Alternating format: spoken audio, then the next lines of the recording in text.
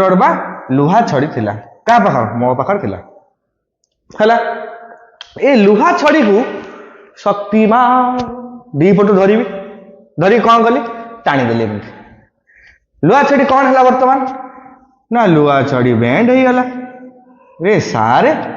आपण ते सुंदर करी बैंड कले हाँ मैं एमितिया बैंड करदेली अच्छा यार कौन परिवर्तन घटिला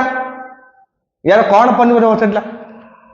या साइज बा आकार परिवर्तन घटिला थिला कौन ना सीधा थिला सरल रेखीय थिला एबे वक्र रेखीय हैला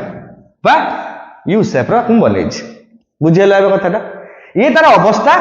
रा परिवर्तन हेछि बा आकार रा परिवर्तन हेछि बुझियला कथाटा ना बुझि पाइलोनी प्रकार परिवर्तन को भौतिक परिवर्तन कहंती कोन कहंती भौतिक परिवर्तन जो परिवर्तन रे पदार्थर अवस्था सांद्रता अवस्थिति और आकार परिवर्तन होता है ताकू आमे भौतिक परिवर्तन कहंती।